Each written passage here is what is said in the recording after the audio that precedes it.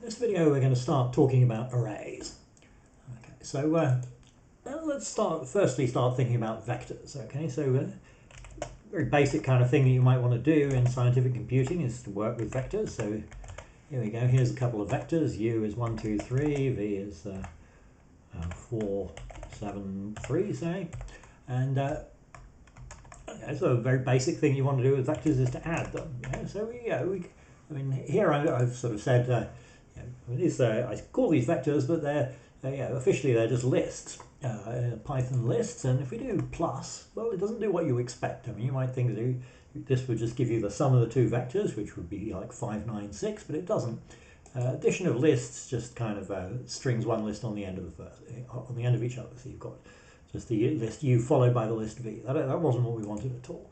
And similarly, you might want to multiply a vector by 10 or 5, say. So here we go. If we try and multiply this vector by 5, then it doesn't give me 5, 10, 15, but it just gives me the same thing repeated 5 times. So these are just the first of very many reasons why we can't just use lists in order to do vectors or stuff like that. So instead, we're going to use Numpy arrays. We have to, for this we have to import the Numpy package. So the Numpy package is a kind of big package. It has all sorts of stuff that's useful for all many purposes in scientific computing. And so most of the time in this course we're going to be importing the Numpy library to provide these kind of facilities. And it's usual to do it like this. You can do import Numpy as NP. That means that all the functions in the Numpy package, we can refer to them using the prefix NP. Okay, so instead of just having lists like this, we're going to convert these to Numpy arrays, which we do with the function np.array.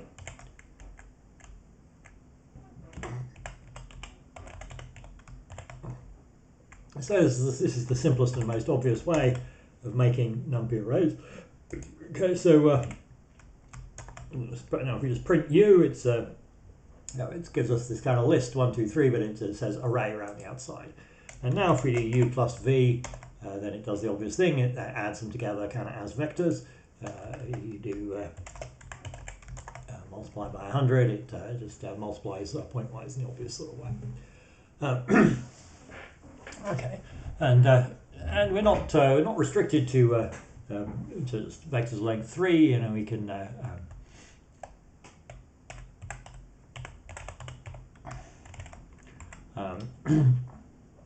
well, we could one thing we could do is let's do it this way. So let's do range 20, right? So remember that's so that's a generator. Actually, let's do list range 20. Okay, so that's the numbers 0 up to 19. That's a list, and we could do np.array list range 20. So that's a vector of length 20. So that's perfectly okay. In fact, we didn't really need to make the list separately. We can just do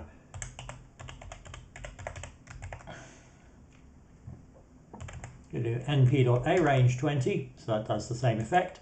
It just makes it, the little a is for array, so it makes an array version of the range. And we can we can also do things like do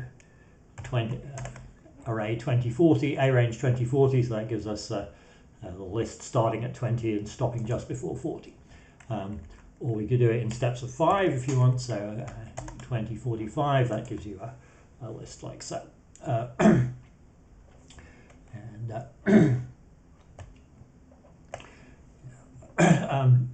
So various things that we can do with these. Actually, let's maybe give this guy a name. Let's call this 1p. Okay, so we can do p.shape. So that's shape 20. Actually, let's do something different though. Let's have a matrix. Okay, so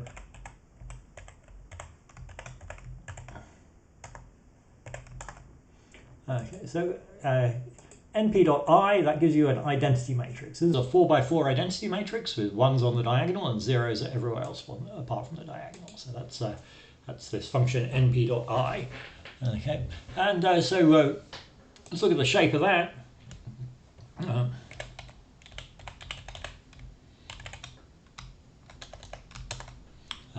So that has shape 4, 4. So that's a tuple. So it tells you the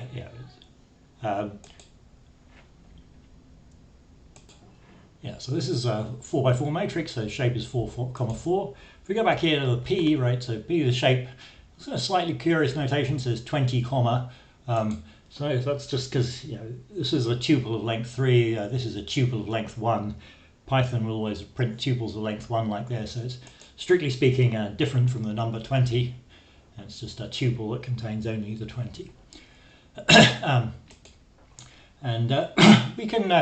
We can change the shape of these things. There's lots of many different functions that we can do with arrays. So let's this was a 4x4 matrix. Let's convert it to a 2x8 matrix.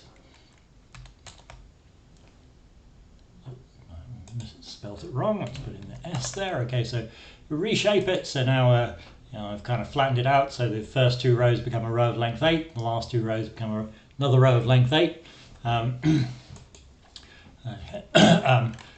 Or we could just convert it. We could just convert it into just a single thing of length 16. Okay, so I think actually so you might have thought that I could just do 16 like that. Oh, okay, so it does actually accept that. It's kind of, strictly speaking, it's it's guessed what I meant. Well, it's kind of slightly different from the usual convention. But anyway, so we've flattened this array out into a single thing. Okay. So now another thing we can do with this is we can we've got vectors and matrices. An obvious thing we might want to do is matrix multiplication. So let's do an example of that. So let's do A is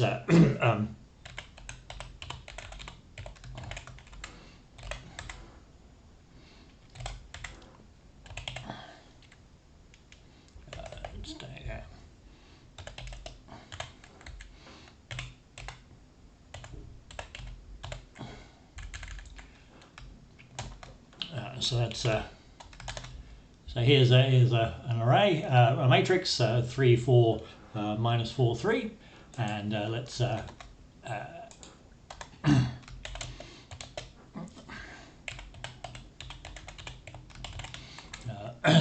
2x2 matrix, say 1,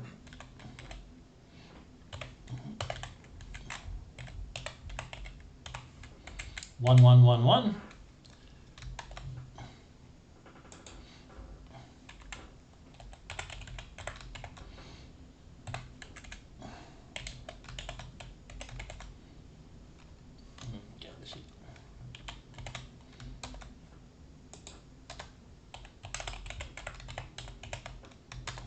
Okay, so here's our 2 matrices. So let's now multiply them. So the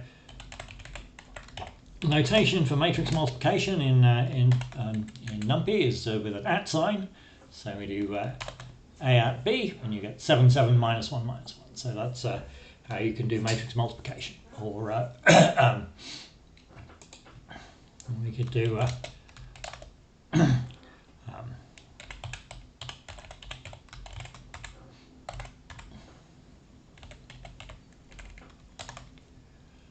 so we could multiply by a array 7, 8 like so.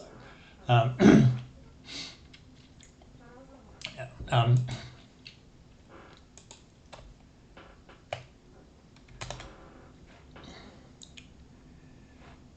thing that actually let's maybe say a few more things about ways to create matrices. So we've done this np.array just to convert a list to a matrix, or and it will try and anything else you feed it, it'll if there's any kind of reasonably sensible way to convert it into an array, then it will do so. and we've mentioned a range. There's also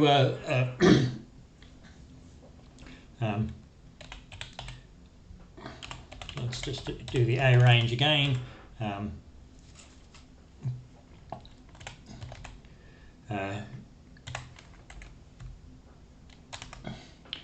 So here I did a range 11, so that, as usual, that's going from 0 to 10.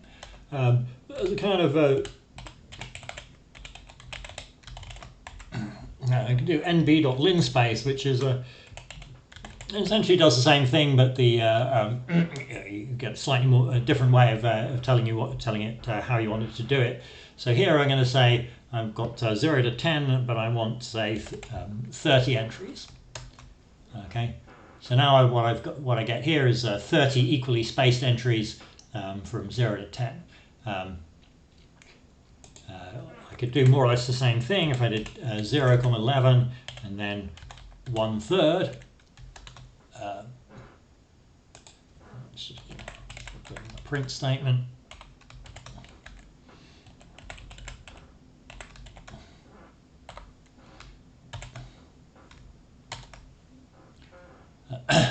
Okay, so you try and do np.arange 0, 11 1/3, then that gives you gives you space between 0 and 11 going up by 1/3 every time.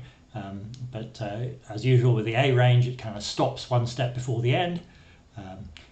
Whereas if you do it with a linspace, then you get exactly the same. The same endpoints that you wanted, and in fact, you might think, so we've got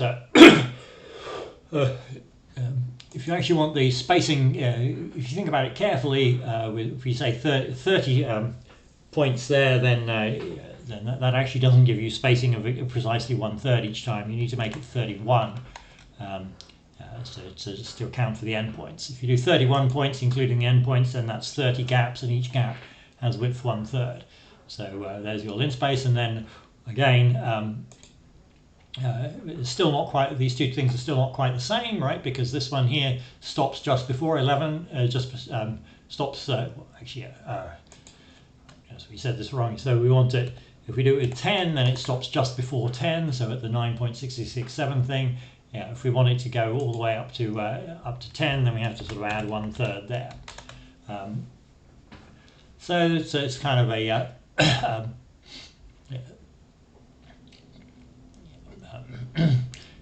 and then the linspace actually again. No, actually, did this one wrong here. There's technicalities. Right. Okay. So this is So here, if we do it with a 1/3, you see, then it stops at 9.6667, and if I kind of add on a third there, you might think that it should stop at 10, but actually it goes kind of one step further. That's it's going to be some kind of subtle issue with the rounding, and so that's just the message from that. Is just you're better off using the linspace thing, which it's kind of easier to interpret exactly how it will deal with the endpoints. Okay, so that's A-range and linspace. Another thing you might want to do is np.zeros. np.06, then it will give you just a vector of 6 zeros. You might, if you want a matrix of size 3 by 2 full of zeros, then you have to put in the tuple.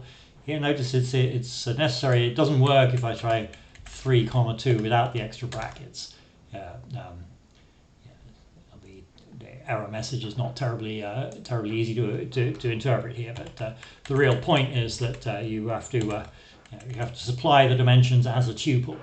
Okay, so you have an extra set of brackets there. So that's np.zeros, or you could instead do np.ones.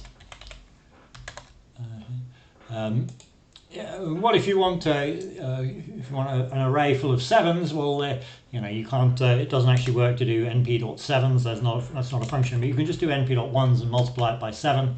That's the usual way. to get a matrix that's sort of kind of all full of the same value.